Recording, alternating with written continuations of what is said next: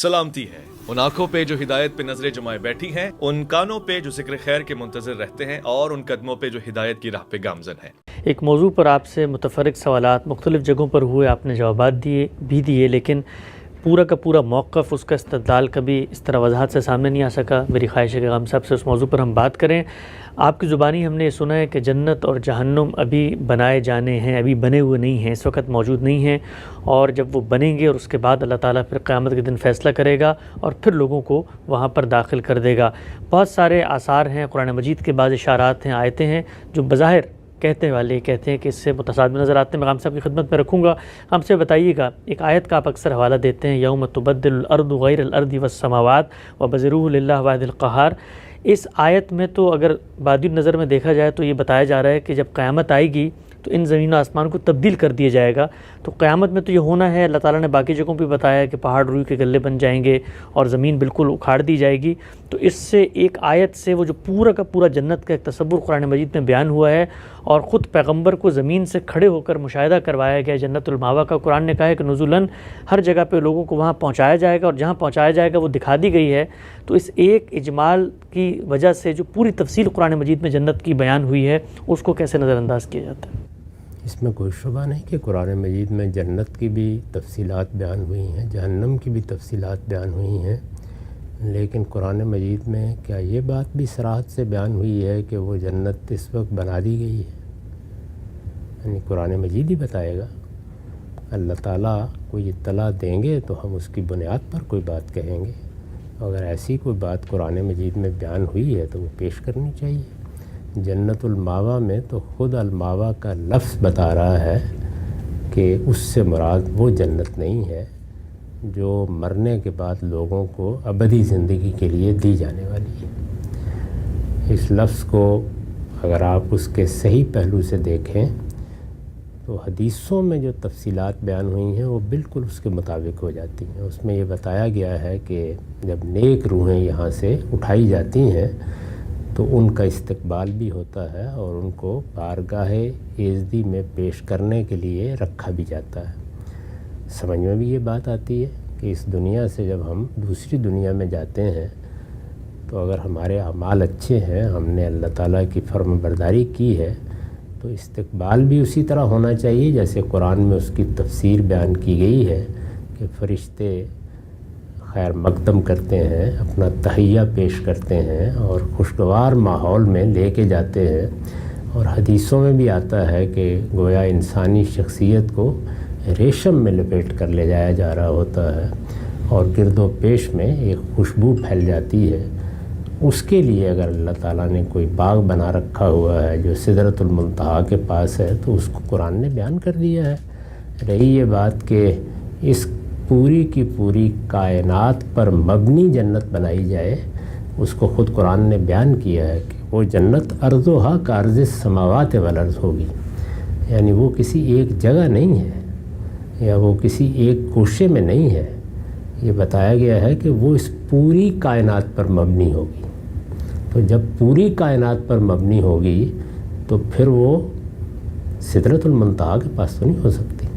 पूरी कायनात पर मबनी जन्नत के बारे में ये बताया जा रहा है कि वो उस वक्त बनेगी जिस वक्त कुरान ने कहा है कि यौम तुबद्दलुल अर्ज़ु गैरल अर्ज़ि वस्समावात। ये पूरी बात है। अगर इसके कोई नकीज़ आयत कुरान में मौजूद है या कोई बयान है तो उस पर गुफ्तगू की जा सकती है, वरना ये दोनों बातें अपनी जगह बिल्कुल अकली भी हैं और कुरान के बयानात के मुताबिक भी हैं कि इस वक्त भी अल्लाह के नेक बंदों के लिए कोई ऐसी जगह है कि जिसको अल्लाह ताला ने ख़ास तौर पर अपने नेक बंदों के लिए तैयार कर रखा है, जहाँ वो कुछ देर क़याम करते हैं फिर सुला दिए जाते हैं।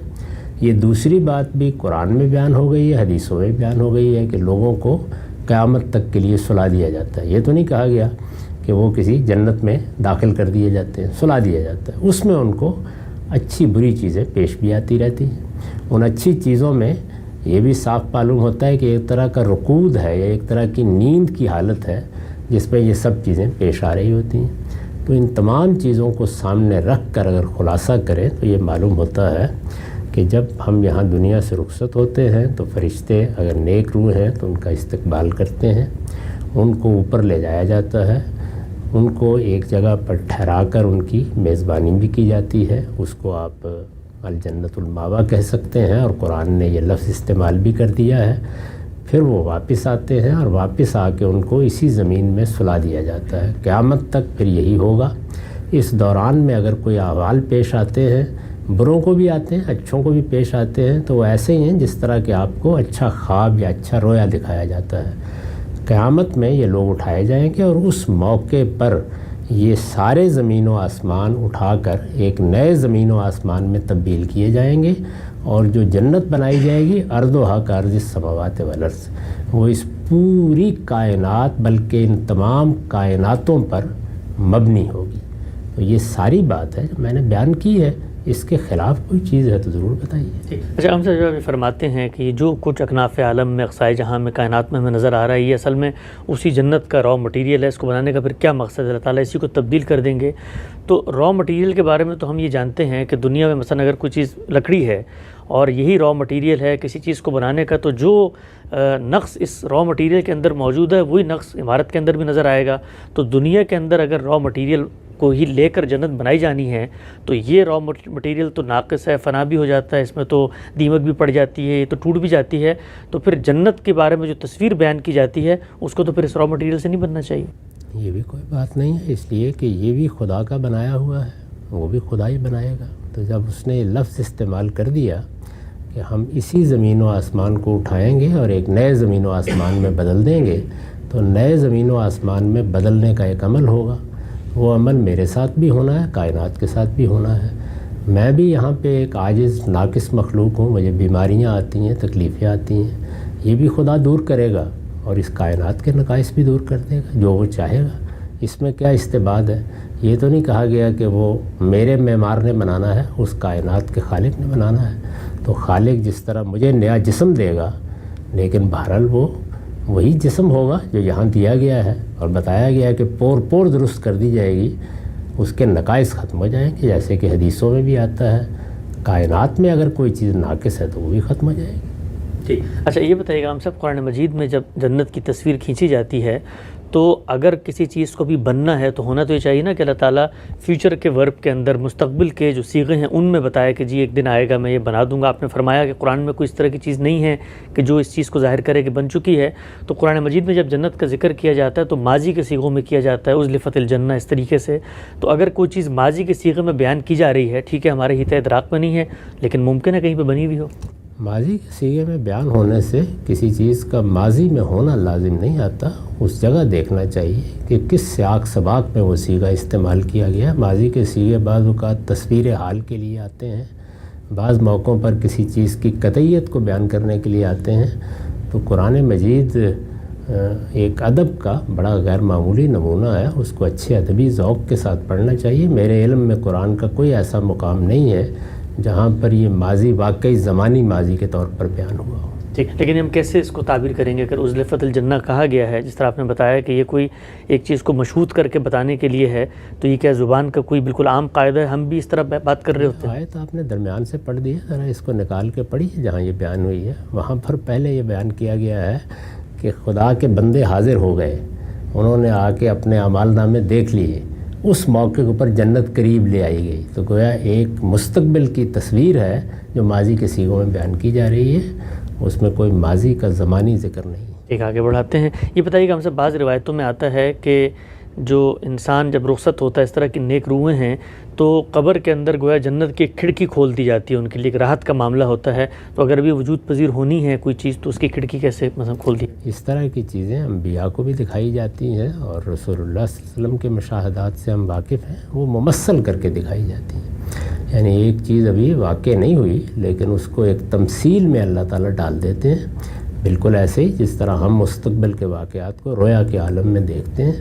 خود رسالت مآب صلی اللہ علیہ وسلم کو یہ مشاہدہ کرتے ہوئے لوگوں نے دیکھا کہ جس وقت نماز پڑھا رہے ہیں اور یک بے یک آگے بڑھے اور فرمایا کہ میں نے اس طرح دیکھا اور میں قریب تھا کہ جنت کا پھل وہاں سے توڑ لوں. تو کیا اس وقت جنت زمین پر آ گئی تھی؟ ظاہر ہے کہ تمثیل تھی، ممثل کر کے دکھایا گیا. تو چیزیں تمثیل کے پیرائے میں ڈال دی جاتی ہیں اور وہ پھر دکھائی جاتی ہیں. مستقبل کی چیزوں کو دکھانے کے یہی طریقے ہیں. اچھا، ہم سے جب یہ کہا جاتا ہے مثلا خوابوں میں ہی آتا ہے رسالت محمد صلی اللہ علیہ وسلم کے رویا میں کہ میں نے جنت میں سیدنا عمر کا ایک محل دیکھا، یا میں نے بلال کے قدموں کی چاپ سنی، یا میں نے فلاں صحابی کو وہاں پر اڑتے ہوئے دیکھا. تو اس طرح کی چیزیں بھی اصل میں ایک مستقبل میں پیش آنے والے واقعے کو مشہود کر کے بیان کی جا رہی ہوتی ہیں. خود ان واقعاتی پر غور کر لیجیے. یعنی بلال کیا وہاں پہ فی الواقع تھے اور رسول اللہ سے پہلے جا کے وہاں چل رہے تھے؟ ایسا تو نہیں تھا نا. تو ظاہر ہے کہ رسالت مآب صلی اللہ علیہ وسلم کو یہ گویا مستقبل دکھایا گیا. اللہ تعالیٰ جب کسی چیز کا مستقبل دکھانا چاہتے ہیں تو اسی طرح اسے تمثیل میں ڈال دیتے ہیں. اس کو سمجھنا ہو تو سیدنا یوسف کے سامنے جو خواب بیان کیے گئے ان کو دیکھیے. وہاں مصر میں پیش آنے والے واقعات کو اسی طرح ایک تمثیل میں ڈال دیا گیا، اور پھر وہ بادشاہ نے دیکھے، وہ ایک نانپس نے دیکھے، وہ ایک ساکی نے دیکھے اور اس کی تعبیر کی. تو ایسے واقعات کی تعبیر کرنی چاہیے. پیغمبروں کو مستقبل کے واقعات اسی طرح ممثل کر کے دکھائے جاتے ہیں، بیداری کے عالم میں بھی اور نیند کی حالت میں بھی. ٹھیک ہے. اچھا صاحب، آپ نے اگرچہ اس پہ تفصیلی بات کی ہے، لیکن چونکہ اس موضوع سے متعلق ہے تو اس کلپ میں یہ بات بھی آ جائے گی. لوگ کہتے ہیں جو سفر معراج ہوا اس میں باقاعدہ رسالت محمد صلی اللہ علیہ وسلم کو جہنم میں جن لوگوں کو سزائیں دی جا رہی تھیں ان کا مشاہدہ کروایا گیا، ان کے اعمال بتائے گئے، تو وہ تو آپ صلی اللہ علیہ وسلم باقاعدہ دیکھ کر آئے ہیں ایک طرح سے. وہی روایتیں پڑھ لیجئے، اس میں جو سزائیں بتائی گئی یا دکھائی گئی ہیں وہ خود اپنی زبان سے بول کر کہہ رہی ہیں کہ وہاں پر بھی جزا اور سزا کے باہمی تعلق کی تمثیل دکھائی گئی آپ کو. یعنی چیزیں ممثل کر کے دکھائی گئیں. تو جو دین میں یا ادب میں یا اسی طریقے سے اعلیٰ چیزوں میں چیزیں بیان ہوتی ہیں ان کو سمجھنا چاہیے وہ کس پہلو سے دکھائی جا رہی ہیں. باقی کوئی آدمی اپنے ذوق کے لحاظ سے اس طرح کی چیزوں کو واقعے کے طور پر دیکھنا پسند کرتا ہو تو ضرور دیکھے، اس پر کوئی نقد کرنے کی ضرورت نہیں. لیکن شاہ ولی اللہ ہوں یا امام غزالی ہوں یا اس طرح کے بعض جلیل القدر اہل علم ہوں، توجہ دلانی چاہیے کہ لوگ ان کی چیزوں کو پڑھیں، انہیں اندازہ ہوگا کہ ایسی باتیں کس طرح بیان ہوتی ہیں. ٹھیک ہے. اچھا آخری سوال غام صاحب، اس نشست میں اس موضوع سے متعلق ہمارے ہاں بعض مفکرین نے یہ نقطہ نظر بھی بیان کیا کہ جنت جہنم جو ہیں وہ مقامات نہیں ہیں بلکہ احوال ہیں. آپ جو بات بیان کر رہے ہیں وہ اس سے اگرچہ بالکل مختلف ہے کہ وہ مقامات ہی ہوں گے لیکن اس وقت موجود نہیں ہیں. بالعموم لوگ ان دو پہلوؤں میں بھی مماثلت تلاش کرتے ہیں. آپ کی بات ان کی بات سے بالکل مختلف ہے.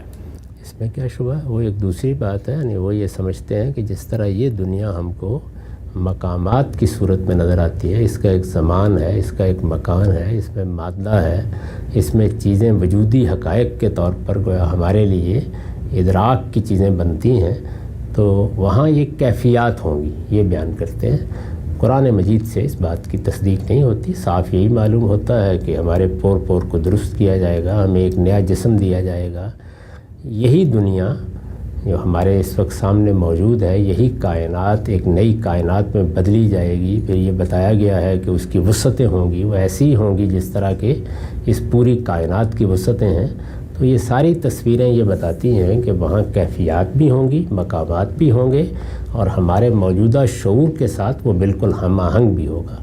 یہ سب باتیں قرآن میں بیان ہوئی.